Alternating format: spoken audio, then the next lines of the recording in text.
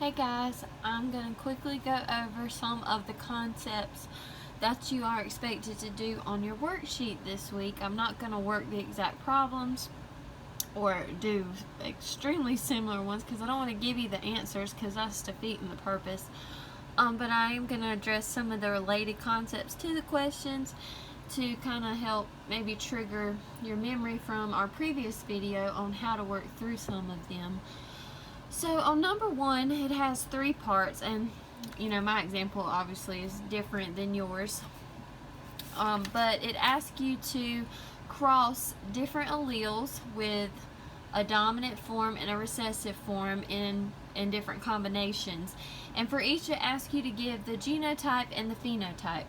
So if you need a review on what geno and pheno is, I'll kind of briefly touch on it here, but again, you can go back to the previous video I did and get a refresher on what those words mean. Okay, so I kind of did my own example here. So I'm crossing, and remember we are in the realm of complete dominance, which means one allele is completely dominant to another. In this case, the red is completely dominant to the white. So red I used a capital R, white I used a lowercase r since it's the recessive form. So I crossed a heterozygote with a homozygous recessive, so I put one here and one here. I filled in my cross, okay, and I circled with blue both my heterozygous outcomes, and I circled in purple both my homozygous recessive outcomes. Now, that is the genotype. The genotype is when we're looking at the type of allele combination, so either heterozygous, homozygous recessive, or homozygous dominant is going to be the genotype. So in this case, 2 of my 4 were heterozygotes, or you could say 50%, either one. And 2 of my 4, or 50%, oh, that's supposed to be 50, not 5%, sorry, is homozygous recessive, these two. My phenotype, remember, that's the visible trait that I see. So in this case, it'll either be red or white, because in complete dominance, it's one or the other. There's no in between. And it looks like 2 of them, 1/2 will be red and 1/2 will be white, according to, with a heterozygote, the dominant dominates over the recessive. In this form, we had no dominant, so they had to be white. So you do that for all 3. Number 2, you do the same thing. They just don't explicitly give you the combination. It's like in word form, and you have to figure out this combination. But if you have your knowledge of what is homozygous recessive, what is homozygous dominant, and what is heterozygous, then you should be able to work that pretty easily, and it will be very similar to these. So you'll do that for each of those. Number 3, you're doing the same thing. The only difference is you're working it backwards. So instead of being given what you're being crossed, we're taking all this out of the picture and they're just giving you the outcomes. So they're saying, okay, if I have this square and I have these outcomes, so let's say I don't even know what theirs says, but let's say these are my outcomes. So ignore this. Let's say this is all I know. It might not be logical. Hold on, I have to think here. Let's see. Let's do this. I don't have their example in front of me. So let's say all of my outcomes were 100% heterozygotes. If that's what I know, if that's all I know, I can use this information to determine what should go here, what should go here, what should go here, and here, right? So in this case, I know there would have to be a capital R here to fill this.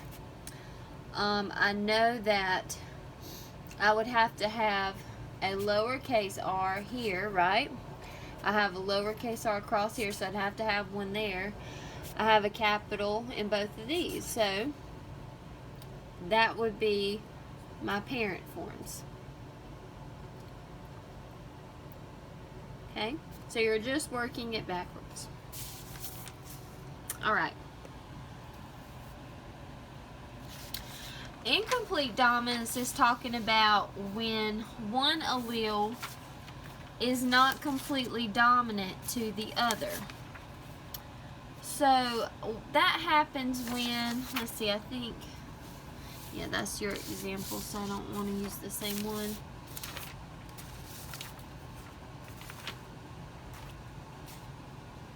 So that's like when you have, let me write it out. In the last video when we talked about incomplete dominance, that was like if I crossed a red flower with a white flower, but instead of the red being dominant to the white, they mixed together and gave me pink. So your example is not using flowers, it's using tails, but it's the same concept. So if you mix a dominant with a recessive, you're going to get the middle ground, that combination of the two. So I think that's pretty straightforward. I think y'all can handle that. There is a section in chapter 8 on incomplete dominance that you could use to clear up your issues, but I think that's enough to be able to work it out. Okay. Codominance. So when you get to the section on codominance, we use blood typing because that's a really common one that we use, because A and B are the two blood types. Neither one, well, let me say that they're equally dominant to each other, and they are both dominant to O. O is the recessive. So when we do blood type, sometimes we have 3 alleles coming into play. We have A, we have B, and we have O. It can kind of get confusing trying to set those up, so I'm going to give you a chart. So this is codominance now. So I'm going to give you a chart to write down. So if you want to pause the video and write that down. So not this, just this right here. So when you have the A form, so if you're type A, you can write it 2 different ways. Type B, you can write it 2 different ways. AB one way, O one way. Okay? So in type A, that first one would be homozygous dominant. The other one would be heterozygous because you have 2 different alleles. You have the O allele and the A allele. In B, you have homozygous dominant, which has the B and the B. Then you have the lowercase I and the capital B, which would be heterozygous because you have the O allele and the B allele. In AB, you have a heterozygous because you have 2 alleles. You have A and B. And in the O, it's homozygous recessive because you have 2 recessive alleles. Okay? So that chart is kind of your way of setting up. And what you can do is, whenever you're doing your Punnett square and you do your cross and you have your outcomes, whatever your outcomes are, you can refer back to that table and say, okay, if my outcome looks like this, and go back to my table and say, well, the phenotype will be that person will have type A. So these are your phenotypes. A, B, and O are the phenotypes. So the actual type of blood that you have is the phenotype, the trait.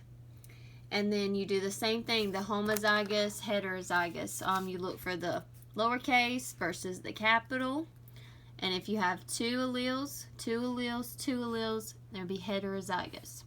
And you will have 3 alleles coming into play sometimes, and that's okay with blood typing. Okay? So you do the same type of thing. Lastly, it talks about sex-linked traits.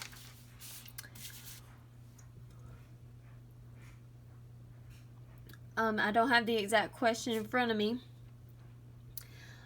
but I'm kind of going to give you some tips on how you would set a sex-linked trait cross up. So if the mother, you know, if you have a female, so I won't say mother, we'll say female. A female is XX, right? A male is XY. If a trait is X-linked, it can only come on the X. It cannot come on this Y. If it is X-linked, there's no way the Y can pass it on. So keep that in mind first and foremost. Whenever you have traits that are recessive. So hemophilia is a disease that's recessive linked. So that means that you have to be recessive to have it. So if you use a capital H for dominant and a lowercase h for recessive, you would have to have the lowercase h to have the hemophilia. And whether or not you have the hemophilia would be your phenotype. You either have the trait or you don't have the trait. Your genotype, you do the same thing. You look for the homozygous dominant, recessive, or heterozygous forms. You do the same type of thing. A lot of times when we write these, so if we were doing a female, so let's say this female is a carrier of hemophilia. To be a carrier of hemophilia, she would not have it. So she wouldn't be the recessive form. But she also wouldn't be the dominant form, because if you're double dominant, that means you wouldn't even be a carrier. So that would mean she would be heterozygous. She would be a carrier. Why? Because she carries that recessive form, but because she's a heterozygote, this dominant dominates that recessive, so therefore she doesn't have it, she's just a carrier. Okay, let's say a female has double dominant. Well, in that case, she has no recessive, so there's no way she could have it nor be a carrier. Well, let's say she has this. In that case, she would have it because she's recessive for it. Okay? Alright, let's look at males. If I have a male, remember, if it's X-linked, which hemophilia is a disease that's X-linked, and you have to take it on a case-by-case basis, depending on the disease. Okay? So, we're not even worried about this Y in this case because it's X-linked. So, we would use the same notation. So, the X for the man is either going to be this or he's going to be this. He can't really have that heterozygous form, right? He's either going to have it, he's either going to be recessive and have it, or he's going to be dominant and not have it. It's one or the other. Okay? But this would be his recessive form, and this would be his dominant form. But he can't be heterozygous because he can't carry it on that Y. So you would set it up the same way. So let's say I cross, let's make one up. Let's say I cross a man who has it, who has hemophilia, with a woman who is a carrier. I'm going to do the cross for that. I'll set it up the same way. Okay, so now I have to figure out my notation. So if a man has hemophilia, it's a recessive linked trait, so he has to be recessive to have the hemophilia. So in this case, he would be this form. So he would have the recessive hemophilia form and a Y. And we don't put a notation because it's not carried on the Y. Okay, so we got our male. So what would our female be? Our female is a carrier.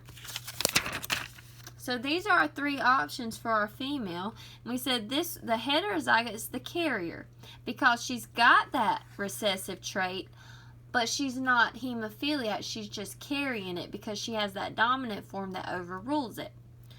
Okay, so we're going to put her on the side.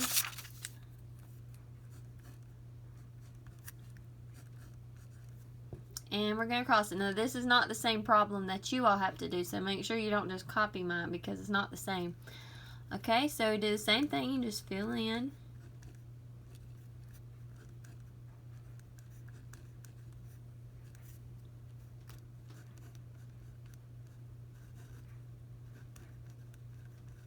Okay, Now, the difference in sex-linked traits when you're looking at the outcomes is you have to look if you're talking about male or female. So if you have XX, this is a female. XX, this is a female. So we'll put females in purple. So these are our females. And our males are these XYs. So you're going to have to look at it from the perspective of females and the perspective of males. You have to look at it from both perspectives. What is the chance of the females having it? What is the chance of the males having it? Okay? So of my females, what are my possible outcomes here? So I got a 50-50 outcome, right? 50% are going to have one outcome, and 50% are going to have another outcome. So the genotype is going to be your same type of thing. So you have a dominant and a recessive. So this will be heterozygous. You have two recessive, so that's going to be homozygous recessive. 50 and 50 on those genotypes. But what's the phenotype going to be? So of my females, what are the chance of them having hemophilia? Does this one have hemophilia? No. But they are a carrier for it. So there's a 50% chance of having a female carrier.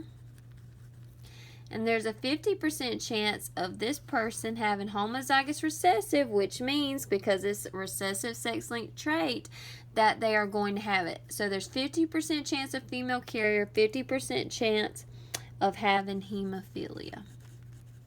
So this is not a good outlook for the girl. Okay? Alright, now let's look at the males. So we do the same thing. Remember, we can't have a heterozygote for our males in this case, but we have a dominant, so there's 50%